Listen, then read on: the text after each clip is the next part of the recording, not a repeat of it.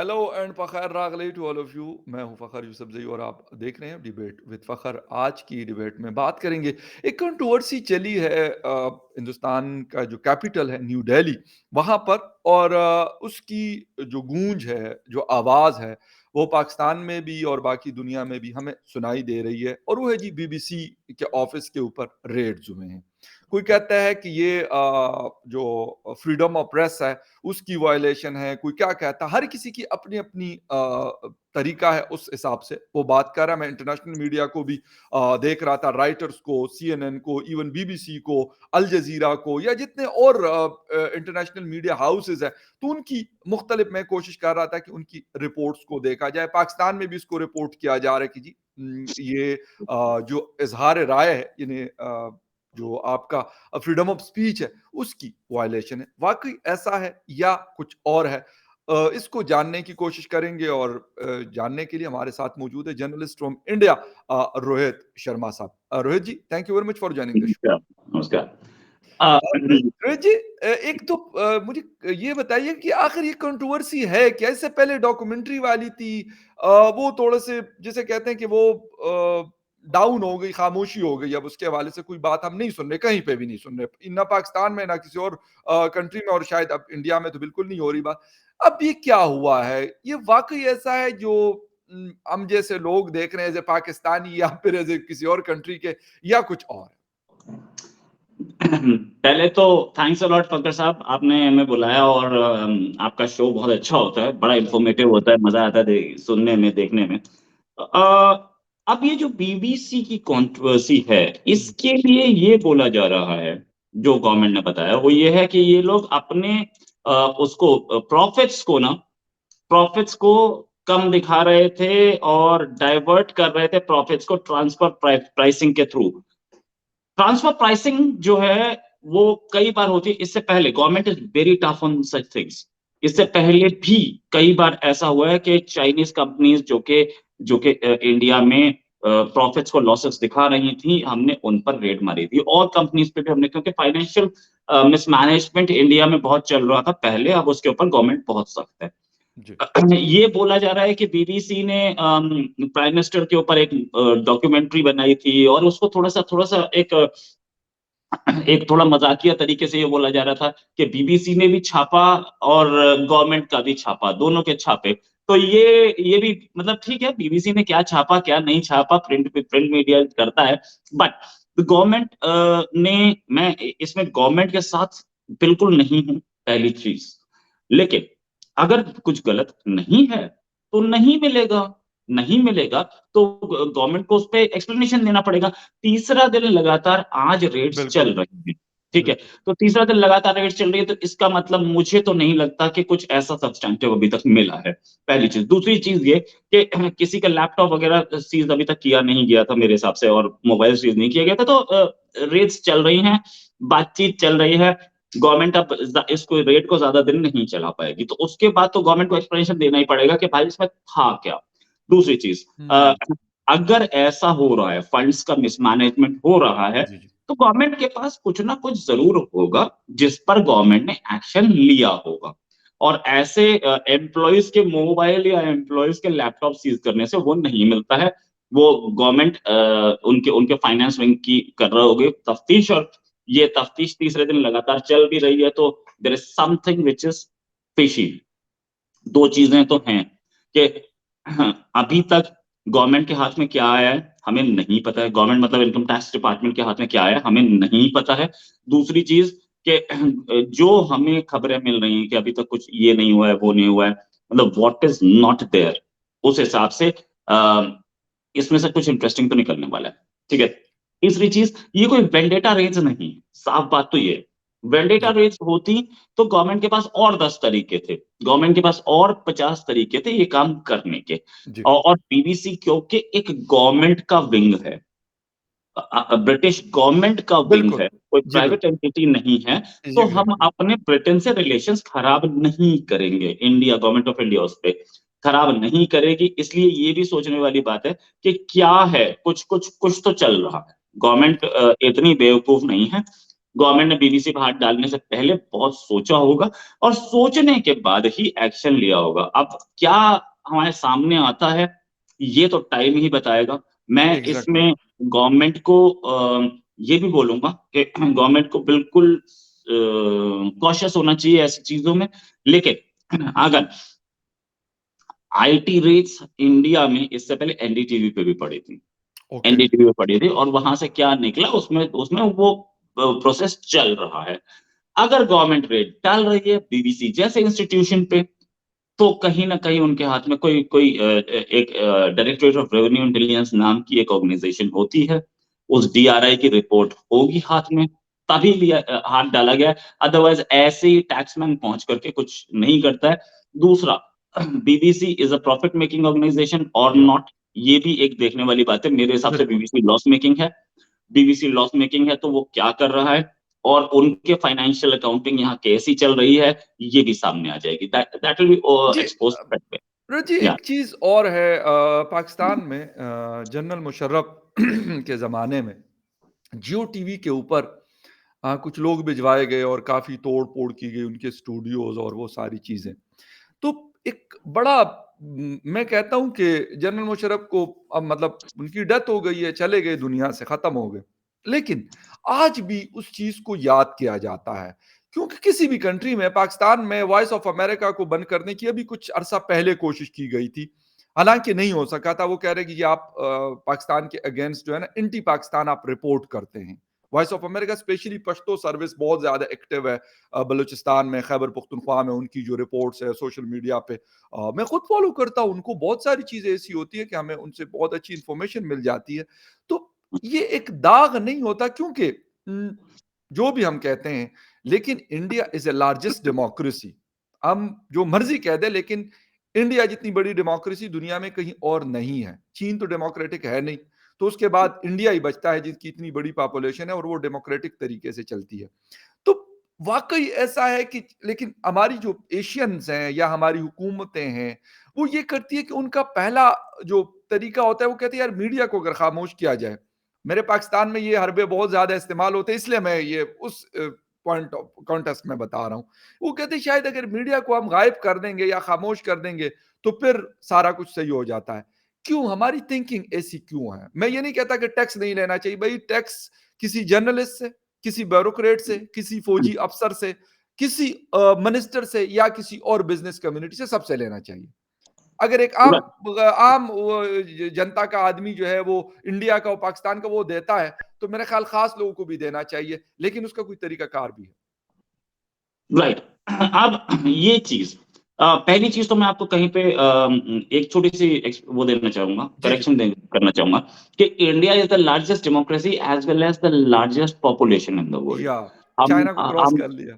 अभी अभी हम 2 हफ्ते पहले ही हम लार्जेस्ट पॉपुलेशन बने। बिल्कुल, बिल्कुल। अच्छा, इस केस में बीबीसी को कई बार नोटिस भी भेजा गया था कि आप अपने फंड्स को डाइवर्ट कर रहे हो। बीबीसी ने उसका ठीक जवाब नहीं दिया था, पहली चीज ये। ओके, ऐसा नहीं है कि ये सरप्राइज रेट्स थी, तो बीबीसी, और ये डॉक्यूमेंट्री हाल में आई है, नोटिस उससे पहले दिए गए थे जिनका जवाब नहीं दिया था बीबीसी ने।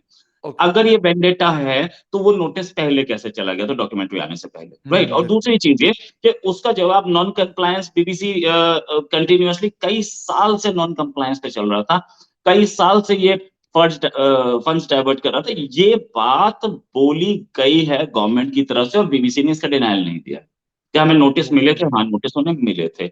और वो नोटिस बीबीसी ने उस नोटिस पे क्या जवाब दिया, क्या नहीं जवाब दिया, बीबीसी की तरफ से अब तक हमारे हाथ में कोई एक्सप्लेनेशन नहीं है। अब तीसरी बात, जी। ये जो नॉन कंप्लायंस हो रहा था, ये परसिस्टेंटली क्यों हो रहा था जी? मतलब कई नोटिस के बाद भी आपके फंड्स में कोई हमें वो नहीं दिखा चेंज पैटर्न में।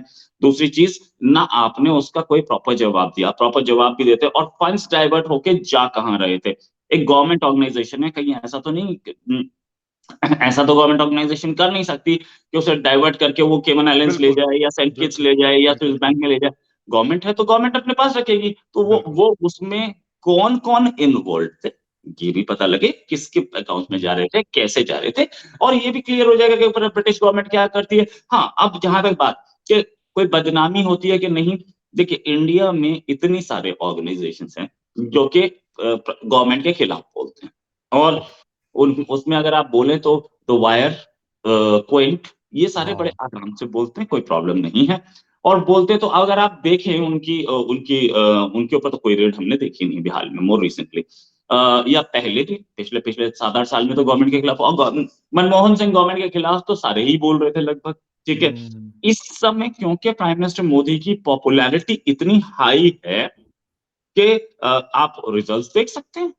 ओके। आप इलेक्शन के रिजल्ट देख लीजिए, गुजरात में लैंडस्लाइड विक्ट्री मिली है ना। हुँ, उसके साथ-साथ आप अभी विधानसभा जितने भी आए हैं आप देख लीजिए, कुछ विधानसभा हारे भी हैं, मैं ये बात मानूँगा। ओके। लेकिन ये भी मानने वाली बात है कि बंगाल में उनकी प्रेज़ेंस बिल्कुल नहीं थी, वहाँ पर वो किस लेवल पे आए हैं, ठीक है। हुँ, उड़ीसा में प्रेज़ेंस बिल्कुल नहीं थी, वो किस लेवल पे आए हैं। केरला में कितने उनको वोट्स मिल रहे हैं। इवन शशि थरूर अपना इलेक्शन बड़ी मुश्किल से जीते केरला में। ओके, तमिलनाडु में they had 1 MP, today they have no MP but they have MLAs. A, okay. इसको अगर हम आगे देखें, तो इतनी हाई पॉपुलैरिटी में as soon as you start criticising prime minister Modi, your TRP प्लम्बिंग्स, आपकी टीआरपी गिरती है। तो ज़्यादातर जो मीडिया हाउसेज़ हैं, वो प्राइम मिनिस्टर हुँ, मोदी की तारीफ़ ही कर रहे हैं। उसमें कहीं से कोई एक्सटर्नल प्रेशर नहीं दिख रहा है। मैं भी न्यूज़ चैनल में इतने साल से काम करता रहा हूँ। ये हम लोगों को साफ दिखता है, हर घंटे की, हर आधे घंटे की टीआरपी सामने आती है। एक चीज़ है जिसे बोलते हैं पार्क, पार्क देता हुँ, है, पार्क टीआरपी सबकी बता देता है और सबके सामने है, ओपन है। अब उसपे भी बहुत कंट्रोवर्सीज़ उठी हैं, लेकिन पार्क के मेंबर्स भी तो वही लोग हैं जो कंट्रोवर्सी उठाते हैं, हुँ, उन्होंने उसे ठीक करने के तरीके निकाल लिए हैं, राइट?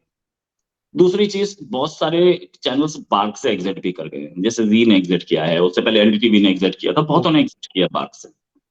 उनकी टीआरपी काउंट में आती ही नहीं है। ना आए, हुँ, अगर टीआरपी वैसे हम पैटर्न्स देखें तो जब आप एंटी मोदी खबर चलाते हो तो क्रैश करती है। ओके, और जो प्रो मोदी चलाते हो उनकी टीआरपी ऊपर होती है। राइट। एनडीटीवी जिस समय एंटी मोदी चला रहा था, उस समय उसकी टीआरपी बहुत खराब थी। हुँ, 1%, half a percent। जैसे ही उसने प्रो मोदी चलाना शुरू किया है, तो उसकी टीआरपी डबल ट्रिपल हो गई है। अब हुँ, हम बात करते हैं क्यों? I was trying to explain what is Godi media and what is not. हुँ, व्हाई गोदी मीडिया? अब गोदी मीडिया क्या है? गोदी मीडिया एक टर्म है जो कि ऑपोज़िशन की तरफ से दिया हुआ है कि ये तो गोदी में बैठा है गवर्नमेंट की और उसी की तारीफ़ करेगा। अच्छा, ये गोदी मीडिया टर्म हमने पाकिस्तान में नहीं सुना, वहाँ पे गवर्नमेंट को कंडेम करने वाले कितने यहाँ हैं? लिफ़ाफ़ा ये गोदी बहुत है। मीडिया टर्म यहाँ लिफ़ाफ़ा टर्म चलता है ना। लिफ़ाफ़ा चलता है, हाँ, अच्छा। लिफ़ाफ़ा टर्म चलता अच्छा, गोदी मीडिया और लिफ़ाफ़ा में ज़मीन आसमान का फ़र्क है। है। बिल्कुल, लिफ़ाफ़ा आप एक जर्नलिस्ट के लिए बोलते हैं और गोदी मीडिया एग्ज़ैक्टली। पूरे चैनल के लिए बोलते हाँ, हैं। बिल्कुल पूरे नेटवर्क के लिए। नेटवर्क के लिए बोलते हैं। अब गोदी मीडिया जो है पाकिस्तान में नहीं है। अच्छा, सीएनएन के लिए गोदी मीडिया टर्म क्यों नहीं यूज़ किया जाता? जिसने आज तक मैंने तो नहीं देखा वो ब्रिटिश गवर्नमेंट को, अमेरिकन गवर्नमेंट को कंडेम करता हो, और वो कभी करता भी है तो जिस तरीके से करता है उससे ज़्यादा बढ़िया तरीके से इंडिया में कंडेम किया जाता है। ये वही सीएनएन है जब सद्दाम हुसैन पे दूसरी बार गल्फ वॉर नहीं, इराक वॉर हो रही थी। सद्दाम हुसैन को हटाने के लिए तो इसी ने 1.5 साल पहले से एक डॉक्यूमेंट्री सीरीज़ चलानी शुरू कर दी थी, अनफिनिश्ड वॉर। ये हाँ। वही है, ये वही बीबीसी है जो कि जिसने डॉक्टर केली केस में एक डॉक्यूमेंट्री निकाली थी कि वेपन्स ऑफ मास डिस्ट्रक्शन नहीं थे सद्दाम हुसैन के बाद के पास, और उसके ऊपर अटैक करने, सद्दाम हुसैन पे अटैक करने के लिए फेक डॉक्यूमेंट्स यूज़ किए गए थे। बीबीसी को हाँ। उसमें उसमें डॉक्टर केली एक डॉक्टर थे, जिनको डॉक्टर इन द सेंस एक साइंटिस्ट थे, जिनका नाम मेंशन किया गया था कि इनके हिसाब से इनके बाबत हम बता रहे हैं। हुँ, डॉक्टर केली ने सुसाइड कर लिया था, केस बहुत बड़ा था, बना था। और हटन्स कमीशन, उसके जो रिपोर्टर थे उनका एंड्रू गिलिगन नाम था। हुँ, वो आजकल वो एंड्रू गिलिगन के ऊपर भी आई थी बात और बीबीसी पे भी आई थी।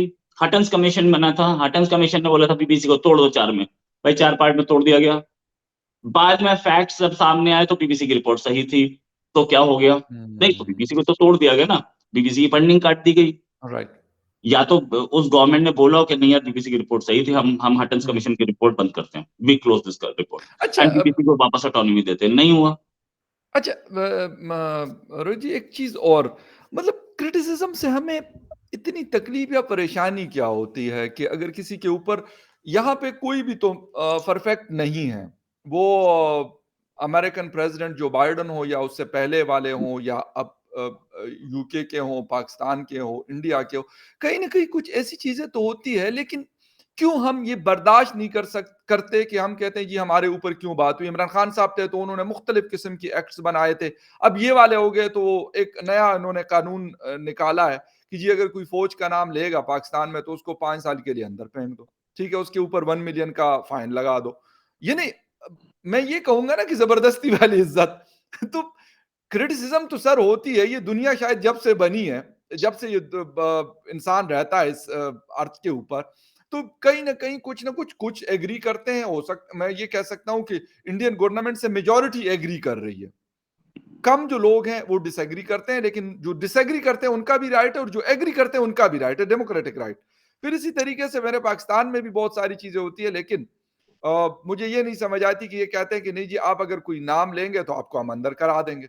उसके बावजूद लोग जो कुछ कह रहे हैं वो कहते हैं कराओ फिर अंदर। देखिए, इंडिया में अंदर कराने का तो स्टाइल ही नहीं है। हाँ, कुछ का हुआ था 1-2 बार।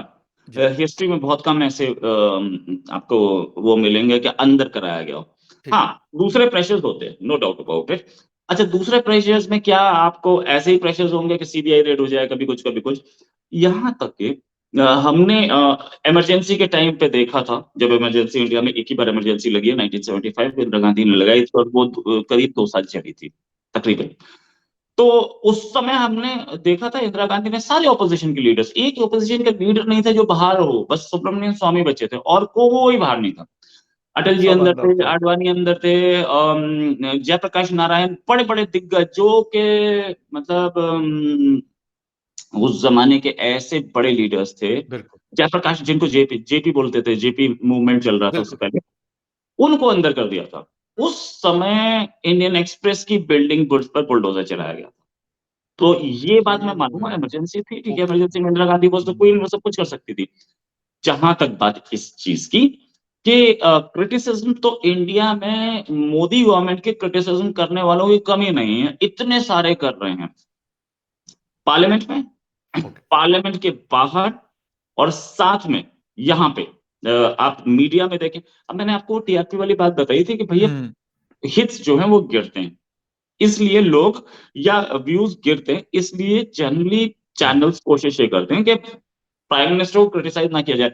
लेकिन जब मोरबी में ब्रिज गिरा था, 100 से ऊपर लोग मारे गए थे, बिल्कुल। उस समय की आप रिपोर्टिंग देखिए, बड़े-बड़े चैनल जिनको बोला जाता है ये गोदी मीडिया के, ये they are these are the flag bearers of Godi media, जैसे हुँ, वो सारे चैनल्स प्राइम मिनिस्टर को क्रिटिसाइज कर रहे थे, गवर्नमेंट को, बीजेपी गवर्नमेंट को क्रिटिसाइज कर रहे थे। वो उस समय वहाँ के लोकल एडमिनिस्ट्रेशन को क्रिटिसाइज कर रहे थे। तो राइट, क्रिटिसिज्म चल रही थी और प्राइम मिनिस्टर ने बोला है कि क्रिटिसिज्म मेरी होगी तो मुझे उससे, मैं उस पर हूँ, मैं तैयार बिल्कुल, हूँ उसके लिए। बिल्कुल, तो बिल्कुल। ऐसा नहीं है। हाँ, ये ज़रूर होता है कभी-कभी कि कुछ चीज़ें कुछ ज़्यादा बाहर निकल जाती हैं। We have seen earlier also Indian Express पे जो रेड्स हुई थी या इंडियन एक्सप्रेस की जो हालत कर दी गई थी राजीव गांधी टेन्योर में, वो भी इसी कंट्री में हुआ था, नो डाउट मैं मानूँगा। बिल्कुल, और बिल्कुल। लेकिन मोदी गवर्नमेंट में मैंने सिर्फ एक ही को देखा है, रेड्स एनडीटीवी पे, और उससे आगे मैंने किसी भी ऑर्गेनाइजेशन या इंस्टीट्यूशन पे हमने रेट्स नहीं देखे हैं। Okay, right. अच्छा रोहित जी एक तो थोड़ी-सी बात अब कर लेंगे पाकिस्तान में कल रात को मिनी बजट अनाउंस किया गया काफ़ी और टैक्सेस लगा दिए गए। पहले भी टैक्सेस बहुत हैं। ऐसा नहीं कि टैक्सेस यहाँ पे लोगों के ऊपर नहीं है, लेकिन मज़ीद उसको बढ़ाया गया 17 से कुछ 18% किया गया, कुछ 17 से 25% तक भी चीज़ों के ऊपर लागू हुआ। एक तो थोड़ा-सा ये पता करना चाह रहा हूँ कि ये मिनी बजट हमारे यहाँ बहुत पिछले कई सालों से तो हम रेगुलर बेसिस पे सुन रहे हैं। पहले भी था लेकिन अब 4, 5, 6 सालों से तो हम रेगुलर इस बात को सुनते हैं। आप लोगों के यहाँ भी इस किस्म का कोई सीन होता है या आप लोगों का जो एनुअल बजट होता है ठीक है, अनाउंस हो गया कि जी इतना डिफेंस का है, इतना इंफ्रास्ट्रक्चर पे लगेगा, इतना एजुकेशन पे लगाएँगे, इतना हेल्थ पे लगाएँगे, जो एक तरीका कार होता है, बजटिंग होती यही है ना कि हर उसका शेयर होता है कि हर सेक्टर का शेयर होता है कि यार इस सेक्टर के ऊपर हम ये पैसा लगाएँगे। या फिर आप लोगों के यहाँ भी ऐसा कोई सीन होता है कि नहीं जी, आईएमएफ तो क्योंकि आप लोग आईएमएफ के साथ नहीं है, लेकिन वैसे भी और भी तो ज़रूरत पड़ सकती है कि मिनी बजट लाना हो और लोगों के ऊपर रातों-रात जो है पेट्रोल की प्राइसेस को पहले 250 किया गया, अब 280 290 से ऊपर चला गया पेट्रोल और डीजल। पेट्रोल तो इंडिया में अब ऐसा हो गया है कि उसकी प्राइसेस डेली फ्लक्चुएट होती है। वो ओके। मार्केट से हो गया है और रात में 12 बजे आपको प्राइस चेंज होगी राइट। और 12 बजे के बाद आपको बढ़ा हुए प्राइस पे देनी पड़ेगा पेट्रोल या घटे हुए प्राइस पे देना पड़ेगा। कभी कभी ऐसा भी होता है कि वो उसको ठीक करने में कुछ पेट्रोल पंप 15 मिनट ले लेते हैं, तो 15 मिनट तक वो पेट्रोल बेचते ही नहीं है। कई ओके। बार ऐसा होता है, लेकिन ओके। कुछ पेट्रोल पंप्स में ये प्रॉब्लम आ रही है, उसको भी ठीक किया जा रहा है। ओके। रात को 12 बजे प्राइस आती है, हर पेट्रोल पंप पे पहुंच जाती है, तो वो गवर्नमेंट के कंट्रोल में नहीं है। दूसरी चीज, ओके। गुड। हाँ, कुछ गवर्नमेंट के कंट्रोल में ऐसे है कि गवर्नमेंट उस पर टैक्सेस घटा सकती है, और गवर्नमेंट ने घटाए हाल में, मोर रिसेंटली गवर्नमेंट अच्छा। ने टैक्सेस घटाए उस पर। दूसरी चीज, मिनी बजट इंडिया में कॉन्सेप्ट ही नहीं है। इंडिया में वोटर अकाउंट का कॉन्सेप्ट है। अब वोटर जबरदस्त। अकाउंट क्या है, किस साल को वोटर अकाउंट आना चाहिए, नेक्स्ट ईयर वोटर अकाउंट आना चाहिए। वोटर अकाउंट तब आता है, एक एक हमारे यहाँ एक इंस्टीट्यूशन है, इलेक्शन कमीशन। हाँ। वो इतना पावरफुल है कि इलेक्शन का जैसे ही कोड ऑफ कंडक्ट लगा, वो 3-4 महीने पहले, 2-3 महीने पहले लग जाता है, 2 महीने से ज्यादा होता है, 3 महीने के आसपास पहले लग राइट। जाता है। जैसे ही इलेक्शन अनाउंस हुआ, कोड ऑफ कंडक्ट लग गया।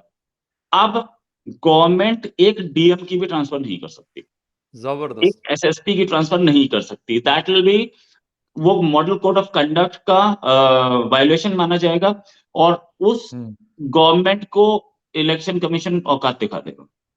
ओके। कोई अनाउंसमेंट नहीं कर सकती जो कि वोटर को इम्पैक्ट करे। हम्म। तो इसीलिए बजट नहीं आता है। बजट वोटर अकाउंट आता है, और वोटर अकाउंट मींस कि 1 साल का खर्चा था, मुझे आप 2 महीने का खर्चा दे दो, 3 महीने का खर्चा दे दो, इतना, और पिछले साल का जो ओ, बजट है उसी को मैं कंटिन्यू कर रहा हूँ, कोई नया समझ टैक्स गया। नहीं लगा रहा। गुड। तो ये वोटर अकाउंट आएगा तरीकाकार ये होता है। अच्छा, हाँ, हर साल। हम्म, ये तो बड़ी ज़बरदस्त चीज़ है। ठीक है, वो जो इलेक्शन का टाइम आता है, वो तो एक अलग सिचुएशन हो गई ना। वो तो कहते हैं, लाज़िमी बात है, उस जो केयर टेकर गवर्नमेंट हमारे यहाँ कॉन्सेप्ट है, तो उसने तो गवर्नमेंट के उमूर चलाने हैं, उसमें तो ठीक है, उनको पैसे चाहिए। उनको ₹10 में उनके वो 2 महीने गुज़रते हैं, या ₹100 में गुज़रते हैं, या ₹50 में गुज़रते हैं, वो तो ठीक हो गया।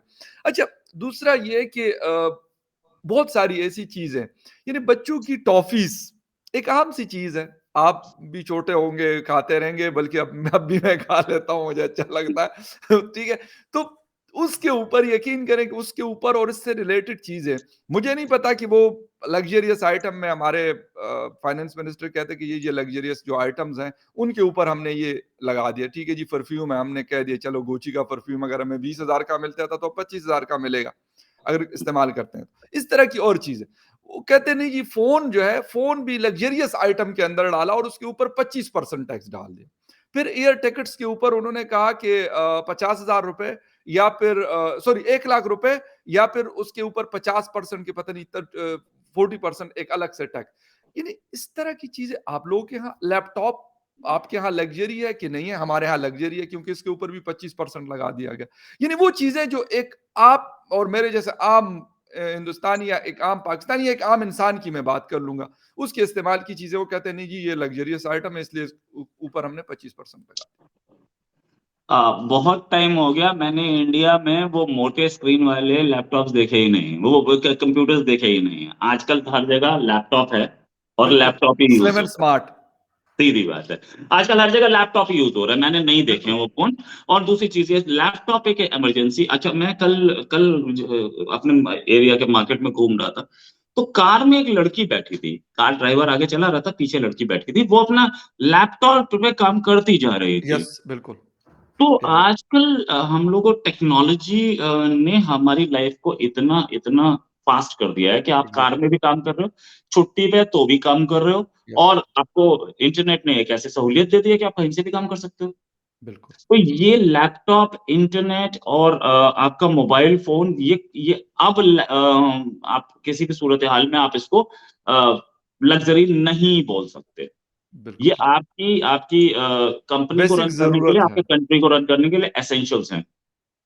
एग्री, एग्री बिल्कुल। और लेकिन ये बात इसहाक डार साहब को अगर कोई बता दे, वैसे कल नूर आलम खान साहब ने फ्लोर ऑफ द हाउस एक बड़ी धुआंधार किस्म की, दबंग किस्म की एक स्पीच की, और उन्होंने ये बोला कि यार आपने अपने लोगों पर, यानी जो सुपर एलीट है, जिनके पास मिलियन और बिलियन ऑफ डॉलर्स पड़े हुए, पाक रुपीज में तो करेंसी रखते नहीं है, कहते उनके ऊपर आपने कितना टैक्स लगा दिया, और उनको क्या तकलीफ हुई इन सारी चीजों की जो आप 170 अरब बता रहे हैं, लेकिन वो कम से कम मोर देन 500 बिलियन रुपीस के टैक्सेस हैं, जो शायद या इससे भी बढ़ सकते हैं। मेरा ख्याल ये है, जो खुद मैं थोड़ा बहुत देख रहा हूँ, लेकिन अमन, जी जी। जब इंडिया ऐसी क्राइसिस में आया था तो एक चीज इंडिया ने स्टार्ट की थी, voluntary disclosure of income scheme, VDIS. Okay. ये बहुत इंपॉर्टेंट स्कीम थी। उस समय फाइनेंस मिनिस्टर होते थे मनमोहन सिंह, डॉक्टर मनमोहन सिंह। 2 बार लानी पड़ी उन्हें वीडीआईएस। पहली बार हम्म। वीडीआईएस आई थी, इतनी सक्सेसफुल थी कि दूसरी बार आई वो, और गुड। दूसरी बार उससे भी ज्यादा सक्सेसफुल थी, 3 साल के बजट का पैसा आ गया था। ये समझने वाली बात है। Voluntary disclosure of income scheme क्या थी? वो ये थी कि आपके पास ब्लैक मनी पड़ा है, आपसे कोई नहीं पूछेगा पैसा कहां से आया, आप इसको डिस्क्लोज करो और टैक्स पे कर दो उस पर अपना 30% 40% जो टैक्स है दे दो। जबरदस्त। उससे फायदा क्या हुआ कि भाई वो उस पे टैक्स तो पहले ही गवर्नमेंट को नहीं मिल रहा था, और लोग ऐसे थे जिन पे टैक्स रेट पड़ती नहीं थी। तो उन्होंने बोला बिल्कुल। यार इतनी एग्जैक्ट। टेंशन लेने से अच्छा टैक्स दे इसका, खत्म। लोगों ने पेड डिस्क्लोज किए थे, अपने घर, बेनामी घर डिस्क्लोज किए थे, ओके। गुड। और उस पर टैक्स गुड। पे कर दिया। उससे इतना पैसा आया कि आपकी इकोनॉमी को बूस्ट मिला, आपको आपको वो टैक्सेस एक्स्ट्रा डालने की जरूरत नहीं पड़ी। पता नहीं पाकिस्तान इसको क्यों नहीं कर रहा। वैसे तो शहबाज शरीफ बहुत बोलते हैं कि हमें इंडिया से सीखना है, वो इकोनॉमी जो पहले बर्बाद हो गई थी आज आसमान से बातें कर रही हैं, तो भाई ये बिल्कुल। वीडियो इसकी तो लाते। पाकिस्तान में कितने लोग टैक्स नेट में हैं, टैक्स नेट वाइडन आप कर नहीं रहे हैं, जो टैक्स दे रहा है उस पर और टैक्स लगाते जा रहे हैं। कमोडिटीज टैक्स, यानी कि जिसे बोलते हैं इंडिया में GST, goods and sales tax बोलना शुरू कर दिया उसे अब। जी। ये टैक्स इनडायरेक्ट टैक्सेस में आता है। बिल्कुल। इनडायरेक्ट टैक्सेस, आप डायरेक्ट टैक्स से कितना इनकम कमा रहे हो आपको ये भी दुनिया के सामने बताना चाहिए, पहली चीज, यानी कि एग्री। इनकम टैक्स से। दूसरी चीज, कितने नए लोग आप लेके आए हो टैक्सेस में, टैक्स के एम्बिट में। तीसरी चीज, जो इलीगल इनकम है जिसको आपको डिक्लेयर करना चाहिए था, आप वीडीआईएस ला करके, उस जमाने में 3 लाख 4 लाख करोड़ आया था, जब हमारा बजट भी 3 लाख 4 लाख करोड़ था। बिल्कुल ठीक, पूरा बजट बिल्कुल का पैसा आ गया था। ठीक। तो लेकिन आपने उस पैसे को यूटिलाइज किया। असल बात रोजी ख़त्म करूँगा, लेकिन एक चीज़ ये है कि लोगों को ट्रस्ट नहीं है। नूर आलम खान साहब ने भी कल यही फ्लोर ऑफ द हाउस कहा कि टैक्स के अगेंस्ट आप क्या देते हैं, जो आम पाकिस्तानी टैक्स देता है, और वो डंडे के ज़ोर पे है, सीधी-सी बात है। अगर मैं कोई चीज़ खरीदूँगा, अगर मुझे फ़ोन खरीदना है, तो वही फ़ोन के ऊपर मुझे, एक आईफ़ोन के ऊपर भी 2 से ढाई लाख रुपए मुझे पे करने हैं। लैपटॉप खरीदूँगा, अगर पहले मुझे 1.5 या 2 लाख में लैपटॉप मिलता था, तो अब मुझे 3 लाख रुपए में मिलेगा। मुझे करना है। गाड़ी के टायर्स अगर मैंने करवाने हैं, वो डनलॉप के टायर्स अगर 50,000 रुपीज में मिलते थे, तो अब वो लाख रुपए से ऊपर के आपको, दरमियानी गाड़ी के टायर्स आपको इससे ऊपर के मिलते हैं। इसी तरह की बहुत सारी चीजें हैं। लेकिन असल बात यह है कि उसका उसका जो बोझ है, जो बर्डन है, वो नए सागडार पे पड़ता है, न शहबाज शरीफ पे, न इमरान खान, न आसिफ अली जरदारी, न मौलाना फजल रहमान, और ना किसी और पर। वो पड़ता है 95% वो पाकिस्तानी जो आम पाकिस्तानी में आता है, और वो पॉवर्टी लाइन से दिन ब दिन हमारी जो तादाद है आप लोगों की कम हो रही है, हमारी बढ़ रही है। और जो मिडिल क्लास थी, अब ये रिपोर्ट्स आ रही है बाकायदा कि भाई वो खत्म हो रही है, वो श्रिंक हो रही है, क्योंकि लोग धड़ाधड़ नीचे की तरफ जा रहे हैं पॉवर्टी लाइन से। कम लोग ऊपर जा रहे हैं, ज्यादा लोग नीचे जा रहे हैं। लेकिन वो कहते हैं नहीं जी, हमने रियासत को बचाना है, अवाम गई बाढ़ में। तो इसीलिए इस तरह की चीजें होती हैं। Rohit ji, thank you very much, आपके टाइम का बहुत शुक्रिया for joining the show, and thank you very much for watching debate with Fakhar Yusuf. किसी और डिबेट में आपसे होगी फिर मुलाकात, तब तक के लिए take care and bye. Okay.